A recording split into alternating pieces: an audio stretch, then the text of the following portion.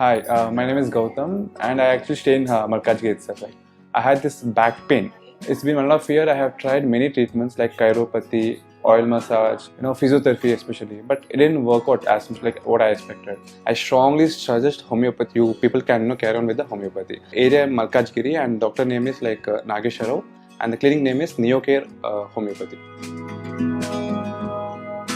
ఓం శ్రీ మహాగణాధిపతయే నమః. ఓం శ్రీ మాత్రే నమః. ఓం శ్రీ గురుభ్యో నమః. మనకి జ్యోతిష్యంలో తేదీ, సమయం, ఊరు మూడిటిని కలిపి జాతక చక్రం వేస్తే దానిని జన్మకుండలి అంటారు. ఈ జన్మకుండలి 12 గళ్ళతో ఉంటుంది. ఈ 12 గళ్ళనే 12 రాశులు అంటారు. అవి వరుసగా మేషం, వృషభం, మిథునం, కర్కాటకం, సింహం, కన్య, తుల, వృశ్చికం, ధనుస్సు, మకరం, కుంభం, మేనం. ఈ 12 రాశుల్ని 9 గ్రహాలు పాలిస్తాయి. అవి రవి, చంద్రుడు, కుజుడు, శుక్రుడు, బుధుడు, గురువు, శని, రాహువు, కేతువు. ప్రతి గ్రహం ఒక్క రాశిలో కొంత నియమిత కాలం ఉంటుంది.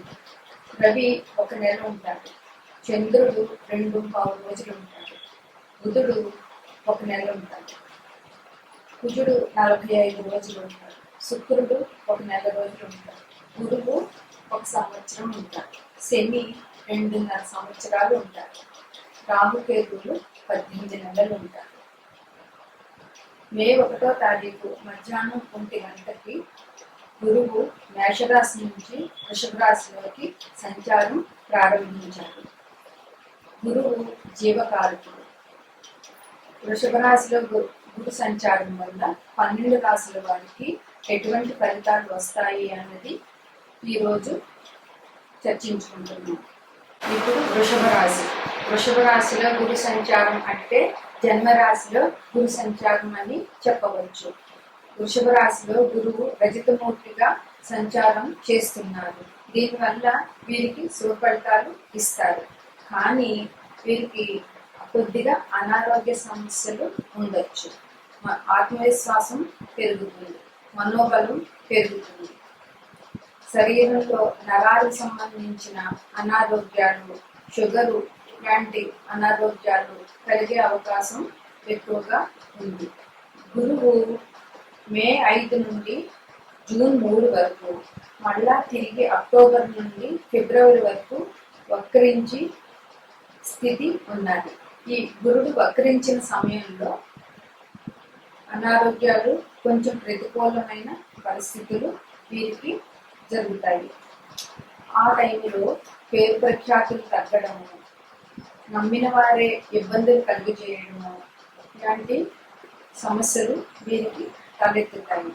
గురుని దృష్టి 5వ స్థానం మీద ఉండడం వల్ల పిల్లలకి విషయంలో చాలా మంచి జరుగుతుంది. వీరికి సంతానం లేని వారికి సంతానం లభించుట, సంతానం ఉన్న వారికి వారి అభివృద్ధి జరుగుతుంది.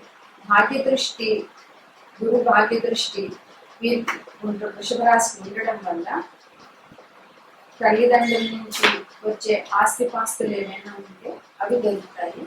గురువుల, పెద్దల ఆశీర్వాదాలు దొరుకుతాయి. దైవ కార్యాలు చేస్తారు. వీరు శనగలు దానం చేసినట్లయితే చాలా మంచిగా ఉంటుంది. వీరికి ఇల్లు, వాహనాలకి సంబంధించినటువంటి కార్యకలాపాలు జరిగే అవకాశం ఉన్నది. గోచార గురువు వివిధ రాశులలో ప్రతికూలమైనటువంటి ఫలితాలను ప్రభావం తగ్గడానికి గురుగ్రహ పరిహారాలు ఏం చేయాలంటే, గురుగ్రహ జపం 16,000 చేయాలి. హయగ్రీవ మంత్రం చదవడం, దత్తాత్రేయ వజ్ర కవచం, మేధా దక్షిణామూర్తి స్తోత్ర పారాయణం, హయగ్రీవ స్తోత్రం, రాఘవేంద్ర స్వామి స్తోత్రం చేయాలి. ప్రతి నెల ఒక్కసారి దక్షిణామూర్తికి అభిషేకం చేయించాలి. గణపతి హోమం, దక్షిణామూర్తి హోమం, పసుపు కొమ్ములతో, గురుగ్రహ మంత్రం రుద్రహోమం, సంతానం కోసం సంతాన పాశుపత హోమం, లక్ష్మీ హైగ్రీవ మంత్రంతో హోమం చేయొచ్చు. దానం గురువారం రోజు శనగలు కానీ తీపి పదార్థాలు కానీ మెంతులు, బెల్లం, పసుపు, అరటి పండ్లు, మామిడి పండ్లు, పసుపు వస్త్రాలు, గోవు, పసుపు కొమ్ములు మొదలైనవి దానం చేయడం వల్ల వీరికి ప్రతికూల పరిస్థితులు కొంచెం వరకు తగ్గుతాయి. దత్తాత్రేయ స్వామి, శ్రీ సాయిబాబా, హయగ్రీవ స్వామి, హనుమంతుడు, దక్షిణామూర్తి వీరి పూజలు చేయడం వల్ల మంచి అవకాశాలు ఉంటాయి. నమస్కారం.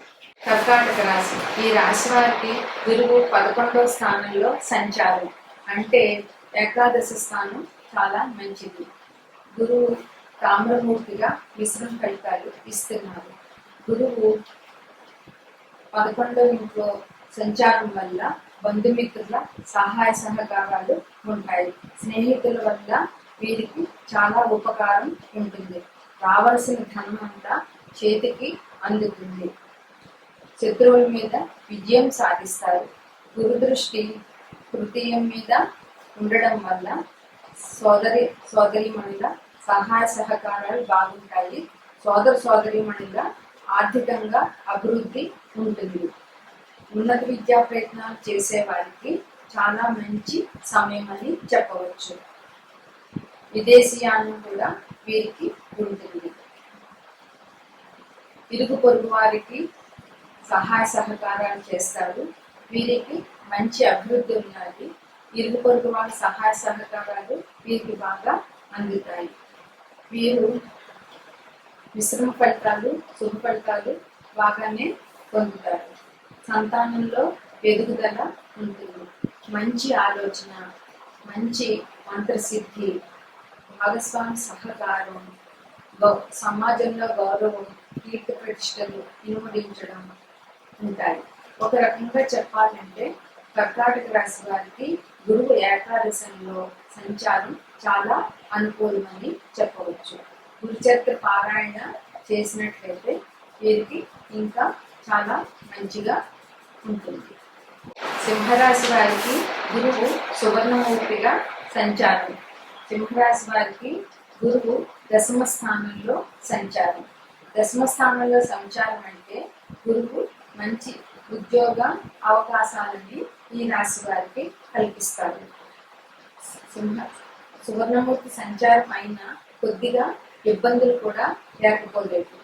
వీరికి అధిక ఖర్చులు ఉంటాయి. గృహ వస్తు వాహన సౌకర్యం ఉంటుంది. దానికి సంబంధించిన ఖర్చులు కూడా వీరికి బాగానే ఉంటాయి. గురువు వక్రత్వం సమయంలో వీరికి అనవసరమైన తిరుగుట బాగా ఎక్కువగా ఉంటాయి. వృత్తి వ్యాపారాల్లో మార్పు చేర్పులు చాలా ఉంటాయి. గంగా స్నానం చేయడం వల్ల వీరికి మంచి జరుగుతుంది. ఉద్యోగులకు ప్రమోషన్ వంటివి జరుగుతాయి. ప్రమోషన్లు బాగా ఉంటాయి. అయినప్పటికీ ఆర్థిక శ్రమలు, ఇబ్బందులు ఉంటాయి. గురు దృష్టి ద్వితీయ షష్టమానపై ఉండటం వల్ల ఆర్థికంగా కుటుంబ అభివృద్ధి ఉంటుంది. కానీ రుణబాధలు ఉంటాయి. ఇతర వ్యవహారాల్లో తలదూర్చకుండా ఉండడం చాలా మంచిది. ఈ రాశి వారు చేయవలసిన పరిహారం ఏంటంటే శివారాధన, శివునికి అభిషేకాలు, విష్ణు సహస్రనామ పారాయణం చాలా మంచిది.